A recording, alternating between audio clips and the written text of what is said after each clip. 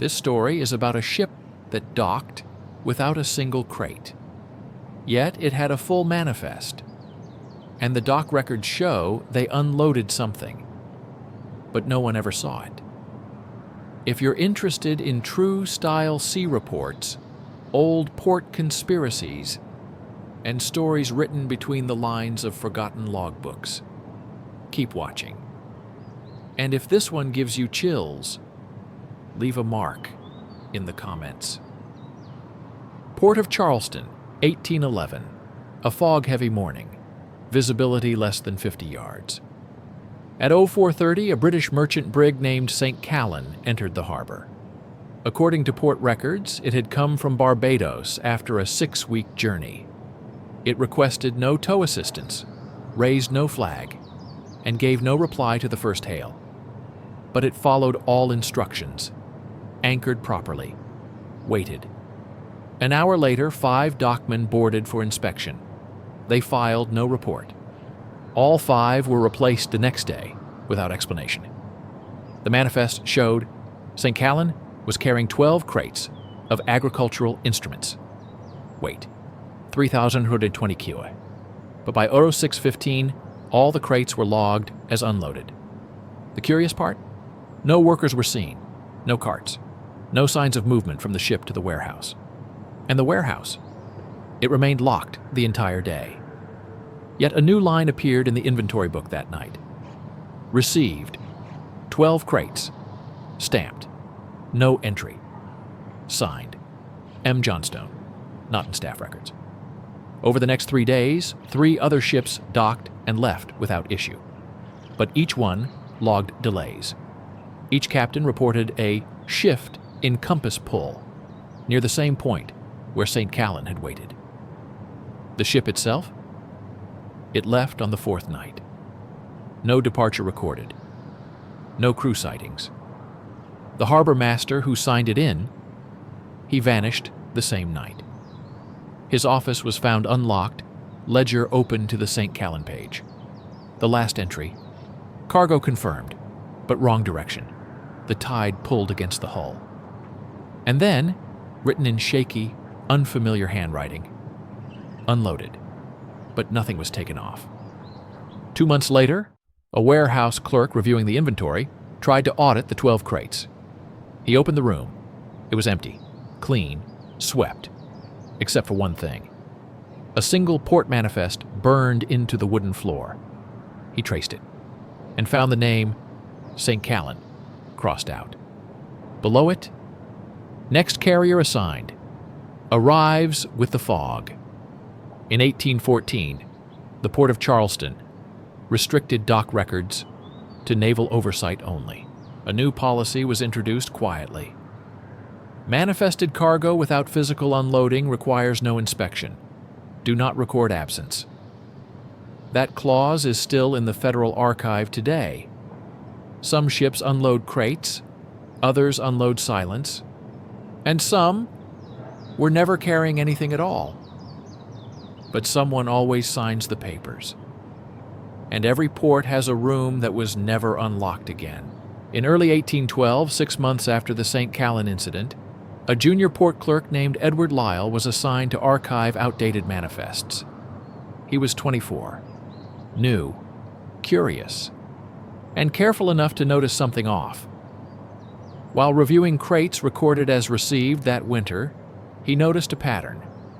5 ships had unloaded cargo at night, all listed as agricultural goods, all signed off by a man named M. Jonstone. But the name wasn't in the employment rolls, not on any shift records, not even in payroll. Worse, every crate number linked to a warehouse that no longer existed. He brought it up to his supervisor, was told, "Old codes, ignore.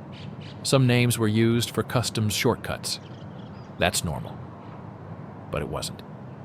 The stamps on the paper weren't customs at all, they were naval, not merchant. When he asked a second time, he was reassigned to port security detail. Night shift. No explanation. On his first night, he was posted at Dock 4, the one furthest from the main gate. Quiet. Unlit. There he saw a crate being pushed onto a small barge. 2 men in long coats, no uniforms. He approached.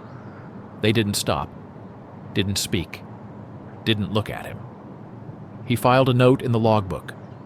Unauthorized movement of cargo. No dock ID. No vessel listed. The page was torn out the next morning. By noon, he was reassigned again, back to archives. But this time, he wasn't allowed in the records room alone. A week later, he returned at night. Alone. He used a borrowed key. In the rear wall of the archive room, behind a false panel, he found an old map, an overlay of the Charleston dock grid from 1799. There, clearly marked, Warehouse 8. Long demolished, never rebuilt. But under the name Warehouse 8, someone had penciled a single word, Holder. And below that, do not offload, manifest only. It was dated 1796. Signed, AC, Naval stamp. Same as the crates. He left that night with a copy of the map and the signature. 2 days later, he received a sealed envelope at home. No return address. Inside was a single sentence. You now carry what the warehouse once held. He left Charleston the next day. Disappeared from records. His name never appeared in port documents again. But in 1849, during renovations of the old port administrator's home, a journal was found beneath the floorboards. It was unsigned. Inside, one phrase was repeated over 20 times. I asked where the crates went, but no one ever asked what was inside. HMS Duntown anchored at the Royal Naval Station in Kingston, Jamaica, in late 1813. Lieutenant Charles Harwin was tasked with auditing dock activity after a suspected breach of manifest protocol. Several shipments were signed off, with no physical cargo present, but listed as received. He didn't expect much. Most audits ended in nothing. But one name kept appearing. M. Jonstone, signed on 3 separate manifests. One in Charleston, 1811, one in Nassau, 1809, one shockingly from Portsmouth, 1804, at the Royal Navy's own depot. Each time, the entry matched a shipment of 12 crates. No description. Stamped agricultural. Each one logged as received. Each one with no crew names recorded. Harwin brought this to his commanding officer, was told it was likely alias activity from merchant partners. No need to pursue, but he did. He requested the original manifests from the Navy Records Office in London. Waited 6 weeks. They never arrived. Instead, he received a note from someone inside the archives. Unsigned. One sentence. He signs for all of them, but no one ever sees him. Attached, a copy of a logbook page from HMS Nor, 1802. A notation written in red, crates loaded without port, manifest signed M. Jonstone, officer denied presence. That ship sank 6 days later. Harwin pulled all available ledgers. He found the name in 7 different port records. Different countries. Different handwriting. Same spelling. Always tied to crates that couldn't be traced. Always marked with naval stamp codes, not merchant. He created a private report. Titled it, Non-Manifested Transfers, 1799-1813, the Jonstone pattern. Submitted it to the Admiralty. Received no reply. But his promotion was delayed.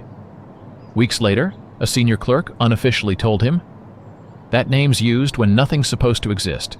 You saw nothing. You recorded nothing. Burn the report.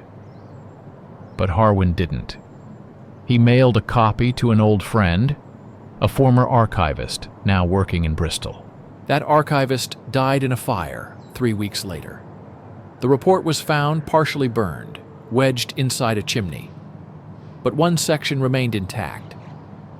Jonstone doesn't deliver, he collects. Cargo moves only when something is due.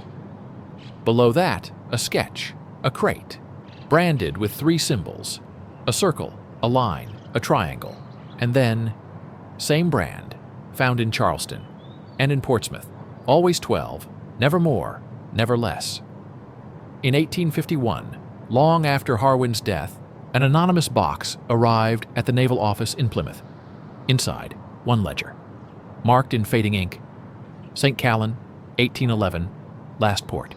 The final page, manifest closed, cargo never opened, signature confirmed, M. Jonstone, stamped, received.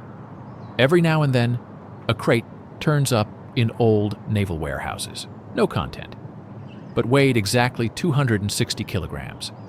No markings, except sometimes a faint smudge where a name used to be. Usually, just one word. Received, London, 1954. The Ministry of Transport opened a closed naval archive from the 1800s to prepare for digital inventory transfer.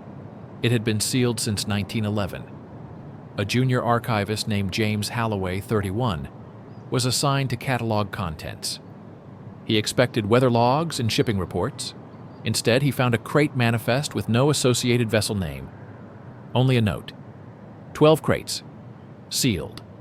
Arrival logged. Manifest only. Do not open. Do not assign storage.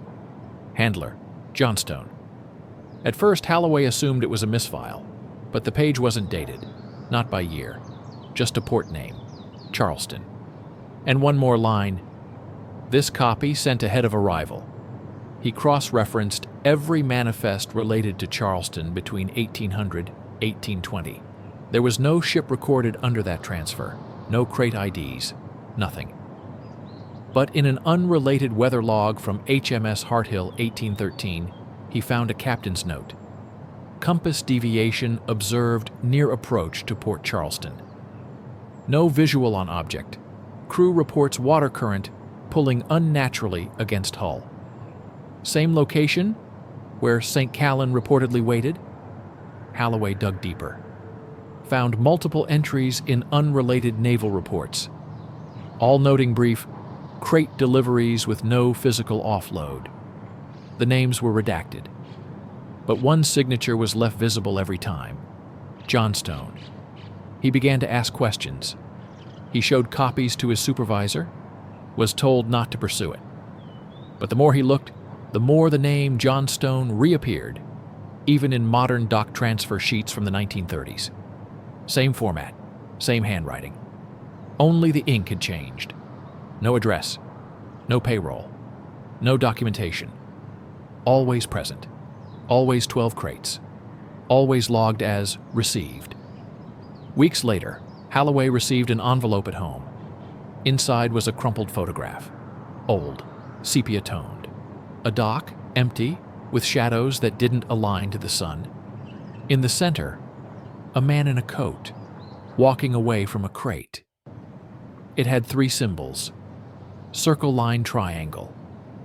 On the back of the photo, written in ink, he doesn't bring cargo. He brings the next ship. The next morning, the crate from the archive was gone. No log of removal. The lock wasn't broken. But the manifest had been stamped. Received. Filed. No signature, just the outline of one, smudged but visible. The same hand, the same pressure. Jonstone.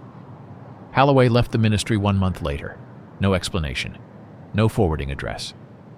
But years later, a handwritten note was found inside a second-hand naval history book in a Cambridge shop. It read, "It was never about what's in the crates. It's about what's waiting to receive them.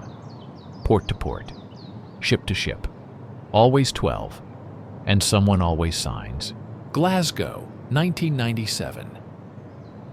In the archives of the Clyde Maritime Museum, a visiting PhD researcher named Elena Murray came across an unlabeled leather-bound logbook with no barcode, no accession record, and no lending history. Inside, the ink had faded to almost nothing. But the page headings were clear. Port entries, crate movements, repeated stamps. 12. Received. No offload. Then, a familiar name. M. Jonstone. In 5 places, spanning decades. The dates were inconsistent. One page marked 1797, Another 1843, a third 1921, same handwriting, same signature. The final page showed a location she didn't expect. Dock 4, Clyde Estuary. Manifest assigned. Awaiting handler. There was no ship name, but one entry stood out. Sighting confirmed. Unmarked vessel. No registry. Crew not visible. Manifest signed. Departure logged. It was dated 3 weeks prior. She asked the head archivist about the book. He looked confused. It wasn't in the inventory. She showed him the name Jonstone. He quietly told her, "That's not the first time someone's asked, and it's never the same person twice." That night, she went down to Dock 4. Low tide. Fog. Silence. Near the rusted edge of the dock, she saw drag marks leading into the water, as if something heavy had been lowered, not dropped. She took a photo. The next morning, the photo file was corrupted. Her recorder glitched.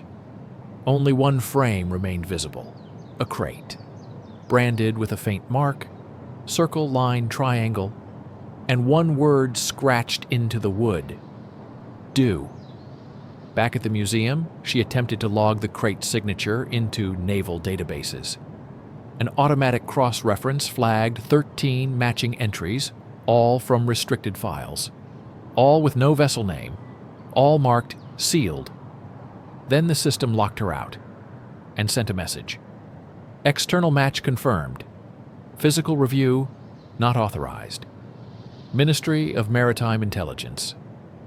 2 days later, a sealed envelope arrived at the museum, addressed to Elena.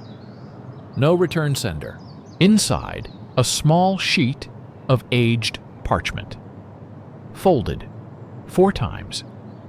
On it, scrawled in fading black ink, "Every crate is a message, and Jonstone is not a man. He's the name used when the cargo is time." Elena Morey didn't go back to the museum. Instead, she booked a night train south to Portsmouth. If Jonstone's name really appeared in Royal Navy records, the old decommissioned naval barracks still held their own archive, the Iron Vault. Public access? Forbidden. But she had a contact. At 3:40 a.m., she was standing in corridor B7 beneath ground level. One dim light, no guards. Her contact had left the vault unlocked. She slipped inside. What she found wasn't a typical file room. No shelving.